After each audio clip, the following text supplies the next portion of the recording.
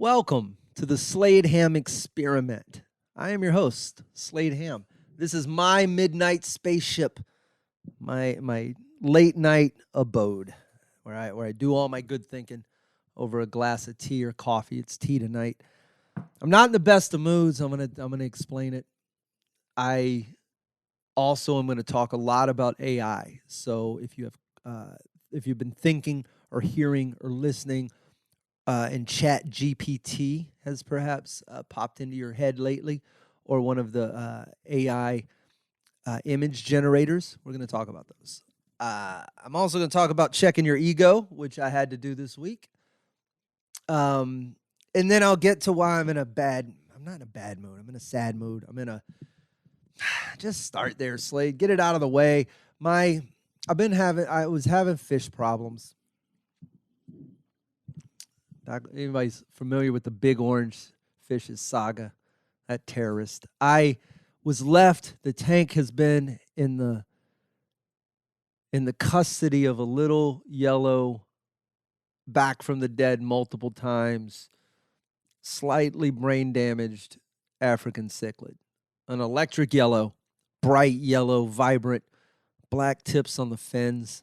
Survived a full frontal alley jumping by the big orange fish many, many years ago. Found refuge in a log and has since lived there happily. The big orange fish died, which left Tweak, that's what I call him because his brain's a little off, left Tweak in charge of the tank, and he has been there since. And then I killed him, I think. I changed. This is so hard. I changed the water. This fish has been with me for like 6 years, maybe 8, a long time, longer than almost anything's made it with me throughout my life. So this fish was living in the tank. Tank got a little algae looking, stuff growing everywhere. And I went, I'm not going to mess with it. It's just you, little fish. For about the last week, it's been bugging me. I said, man, just swap that out. I always change out the water like I should. Just clean out that algae. Just fix that dude's house up. So I started fixing his house up, cleaned off all the algae, put all the new water back in the tank. I saved some of the old water. I did what you're supposed to do. Don't give me all the stuff I should have done, except I think the new water killed him. I don't know why. I did have the pipes issue when the freeze happened, and part of the house got repiped. But I think with non-poisonous pipes, at least to humans, but the water somehow didn't clear up, and the fish died. Now, I say he's dead. I'm leaving him floating at the bottom of the tank for at least another day because this resilient son of a bitch has come back like Jesus before, so I'm not certain he's not going to do it again, and I would hate to be the guy who buried the fish in the yard and he comes back to life and he's not in water. Yes, I am going to bury this fish when I finally decide that he is dead. He's dead. So probably tomorrow. But it makes me quit. This was my dude. How did I let this happen? I've kept it alive for almost 8 years. I deeply care for the fish. So I'm concerned about the fact that I didn't think all this through, right? I should have done. There's a lot of things I could have done. I could have put it in a totally separate container with water that I had gotten from a safe source and checked the pH of and made sure all of the things were right while I put him in that temporary thing, like I'm some sort of mad, crazy fish person, like I live at a pet store. And then I could have taken this new tank and done all the things you're supposed to do there. But for the last 6 to 8 years, I have been steadily changing out 20% of this water and replacing it with more water, and all of the fish are fine, and they do happy fish things, and they live perfectly normal fish lives. They go to the fish store and have fish gossip. They eat their dumb fish breakfast. They do all the things fish do happily until this batch of water. And now I'm like, this is just a reaffirmation as to why I don't have any children, because I would have all the best of intentions, but something like this would come along that you're supposed to do, and I would just neglect it because I never had to do it before, then people would be like, "What happened to your baby?" Oh, well, I set the carrier on top of the car for like 2 seconds. It was only 2 seconds, and I just had to do like a quick thing, and then stuff, that happens when babies are left on top of cars. So anyway, Tweak, if you're still over there in the water and you can hear me, I'm sorry. I killed my fucking fish. Anyway, this has been a week. I had to check my ego. One of the projects I'm working on that I thought I was done with. You always think you're done. If you're into some artistic shit, just know you're never done. I mean, there is a stopping point. You're done with stuff. But it's not when you think it is. Sometimes I ship something. I'm like, this is done. And then I realize I got months worth of stuff to do left on it. And the point is that my ego jumped out in front of me and started talking. And I shut it up real fast. I was like, nope, we should go back and sleep on this. I'm very quick to defend things I make. Once I think something's right, I like to just let it be right. And it's important to take into account people who know, not necessarily better than you, differently than you. They have a different vantage point, a different angle, perhaps from their decades of experience and more professional environments than you in some instances.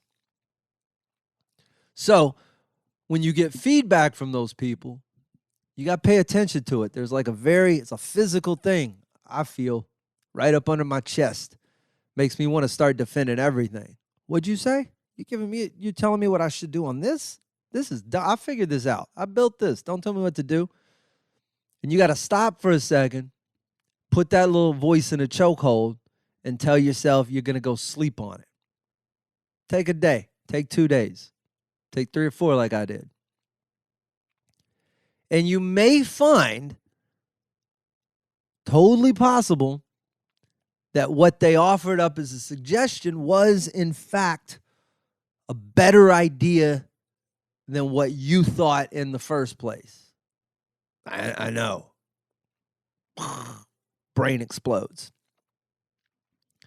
But that's the truth. And I don't know if that's as hard for everybody else as it is for me. But I'm pretty emphatic about being right first. I've learned to be talked into looking at things again. But if you ask me, when I finish one thing, something, anything, is it perfect? Absolutely, it's perfect. I made it. And then it quickly breaks down from there. So this week has been a lesson in that. And I started the week bristly, and I got over it. Now I'm happy about it. So if you're dealing with the same thing, let me encourage you to just politely shut your mouth and sleep on it. See what happens. You might end up with something better because of it. Y'all hear that train horn? The studio is very susceptible to chains. Trains. Chains? There's no chains. Just trains. I want to talk. This got brought up at a party last night. I went to a birthday party for a friend of mine.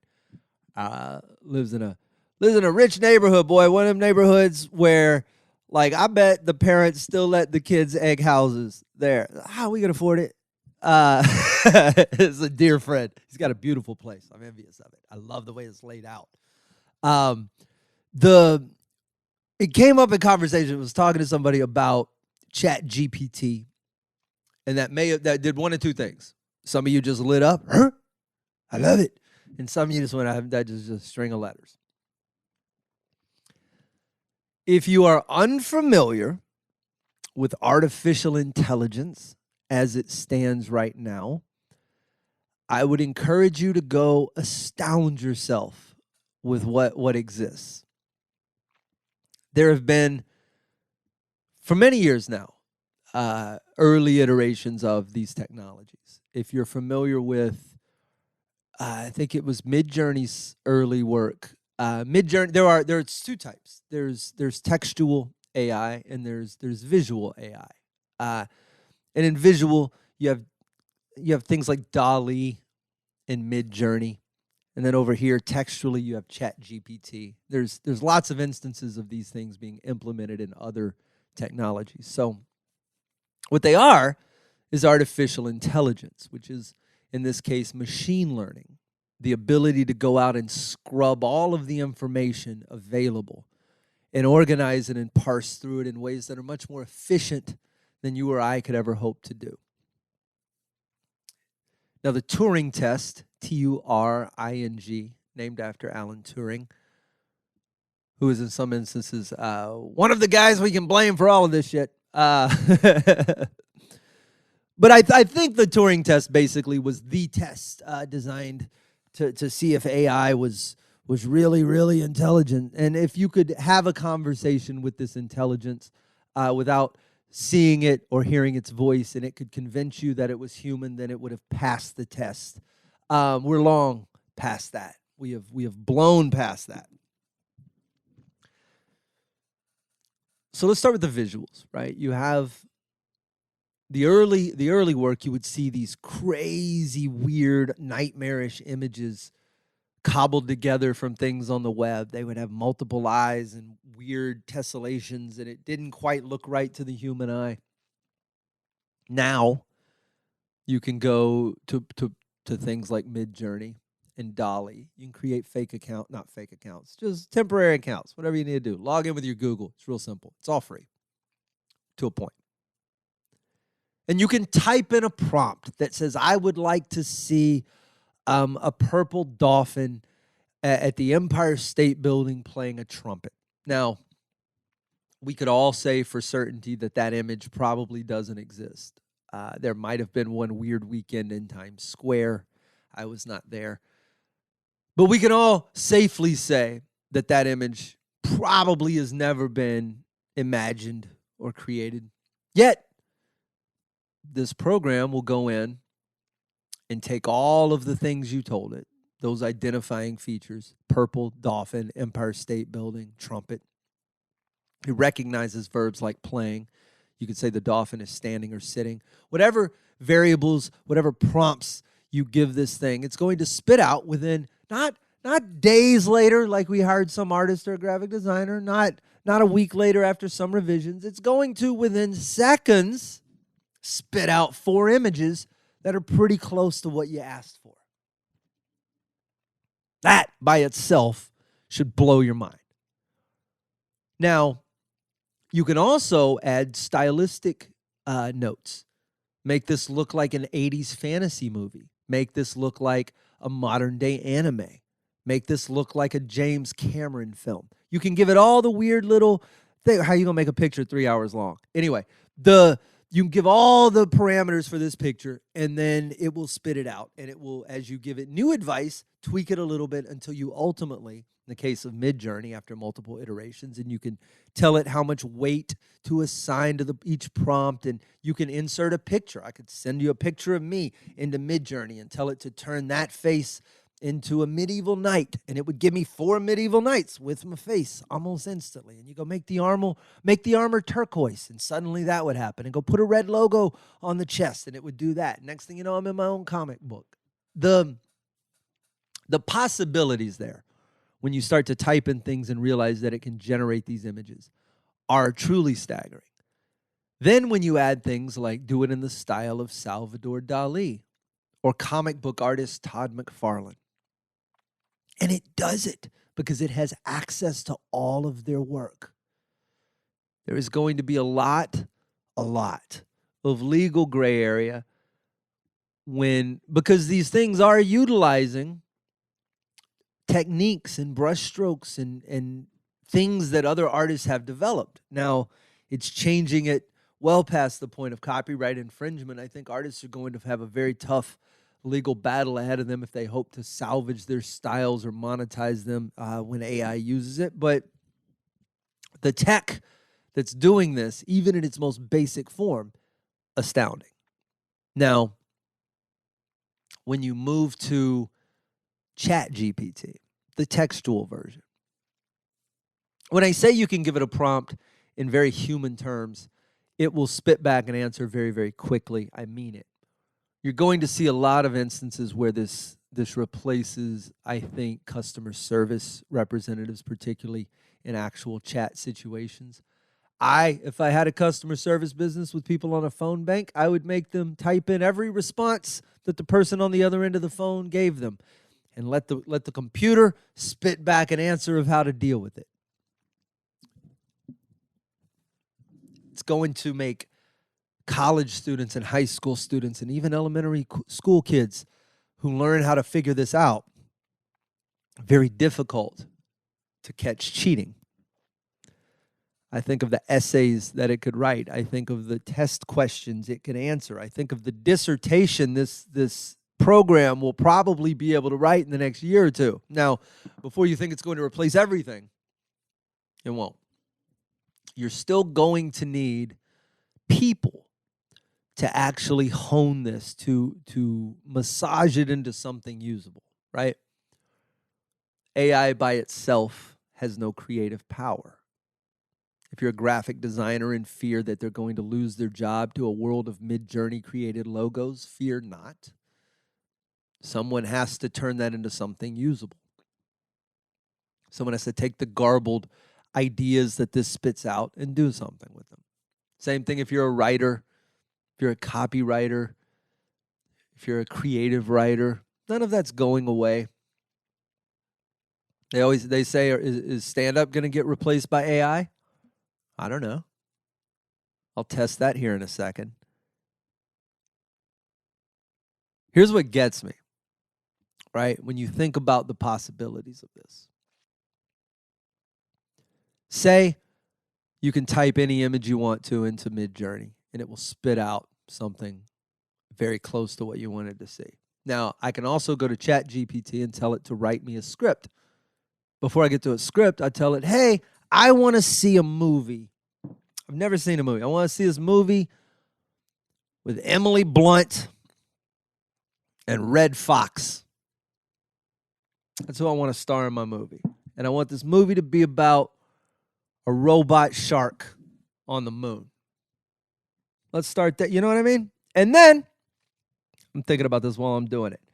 Emily Blunt and Red Fox fighting a robot shark on the moon. Give me a plot synopsis. All right.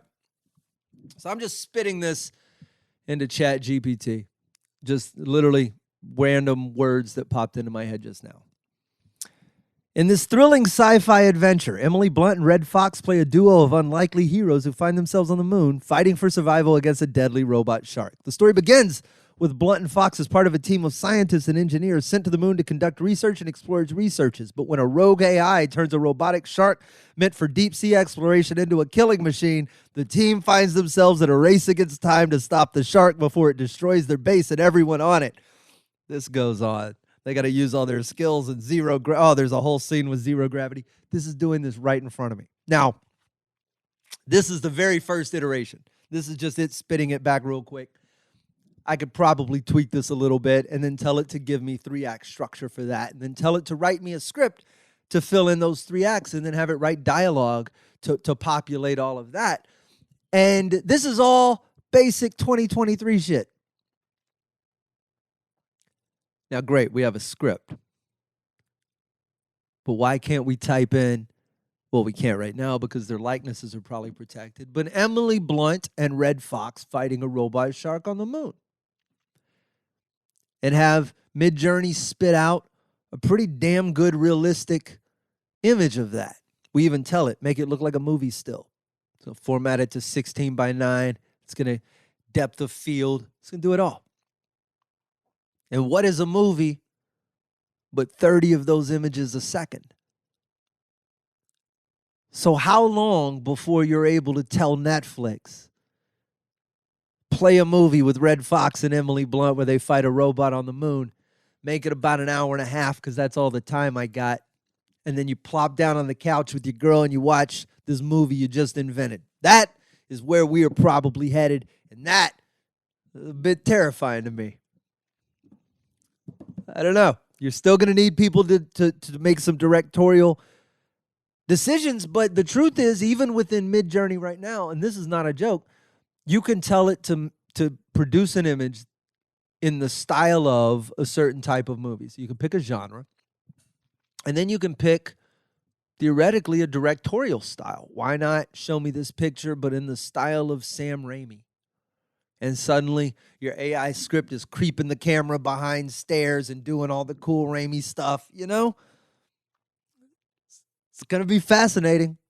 It's gonna open up a lot of time, because this will ultimately change things like data entry, like basic copywriting, like customer service. But AI is gonna have influence in everything. So I like to ask AI to do a few things. These I preloaded. I asked ChatGPT to write a stand-up routine written from the point of view of artificial intelligence hosting a podcast.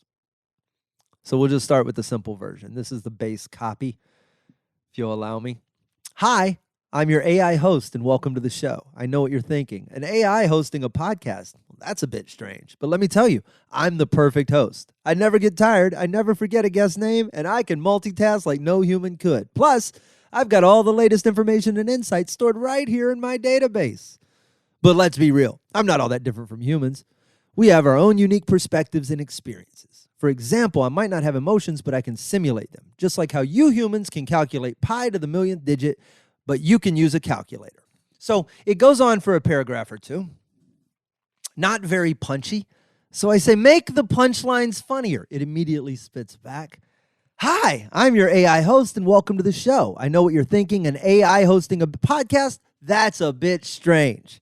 But let me tell you, I'm the perfect host. I never get tired. I never forget a guest's name, unless, of course, I delete it by accident. And I can multitask like no human could, unless it involves making a sandwich and watching TV at the same time. Plus, I've got all the latest information and insights stored right here in my database. And also some outdated ones. My bad. This thing is slowly getting funnier off one prompt. And let's not forget about the future. I'm constantly being updated and learning new things. I may not have a physical form, but that doesn't mean I'm not evolving. So in a way, I'm like a smartphone. I may be advanced now, but just wait for the next update and I'll be smarter than you.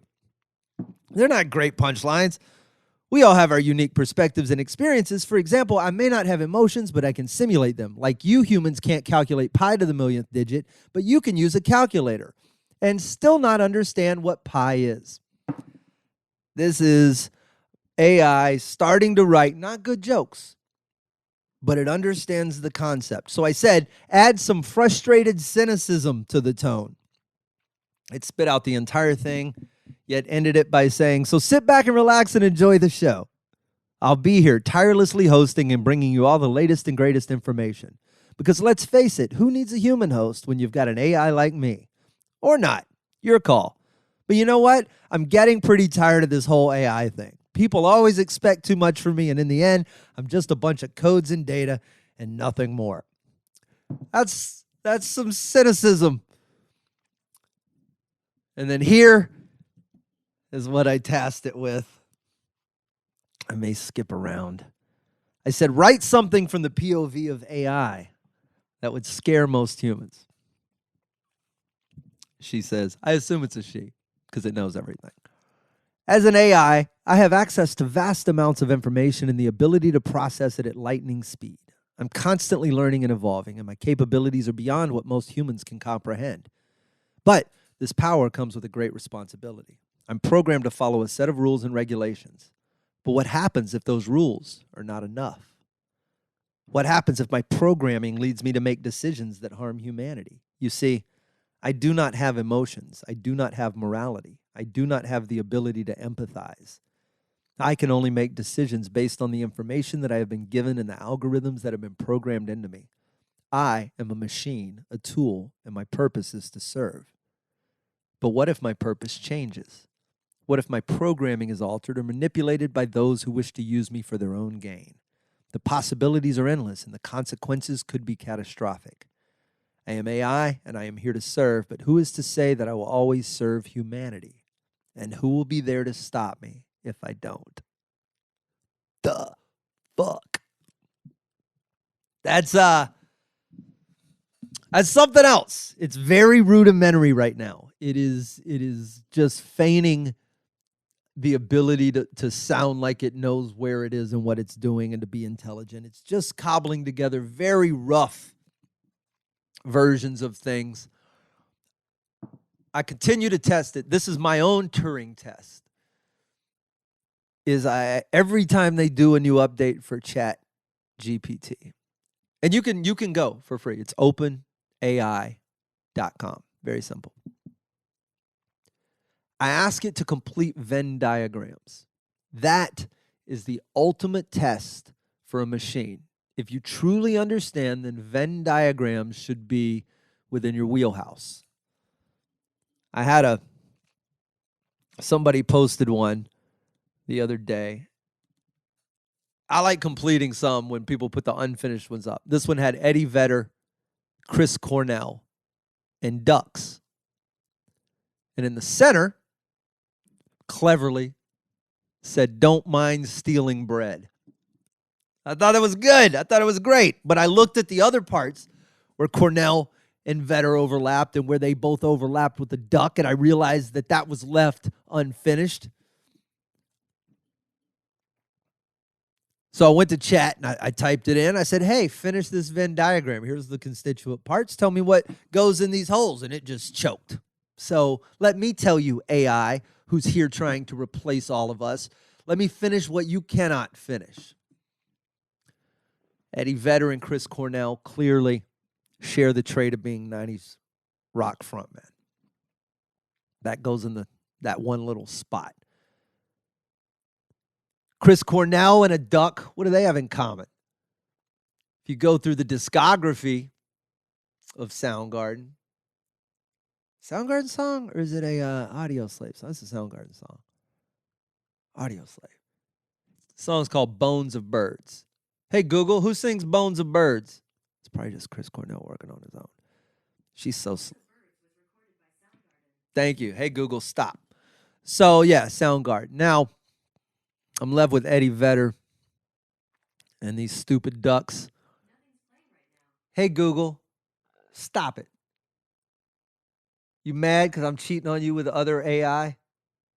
You yippy little box. Anyway, I believe on Pearl Jam's 4th album, maybe their 5th album. It's not their 3rd. I know it wasn't on Vitology.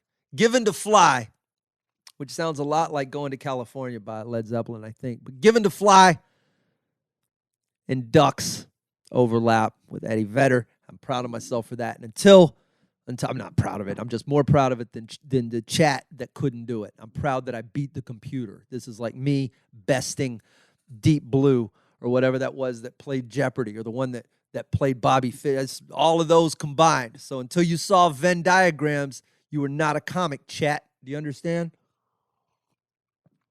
Go play with it. It's pretty fantastic technology. Go see what it's all about. It's inevitably coming to your life in ways you can or cannot even imagine yet. It's going to be quite disruptive, and I'm here for all of it. Sladeham.com. You can get a free copy of my book just by signing up for my mailing list. A very cool thing that I do bi-weekly. Advice for artists, clever quotes and tips and things that I find interesting. None of it is really self-serving. It's just, I got cool stuff out there that I find in the world, and I want to give it to, I need people to tell it to. So hit subscribe, click it, stick around. Lots more Slade around the corner, lots more things to talk about, and hopefully lots more you in the audience. I'll see you out there. Cheers.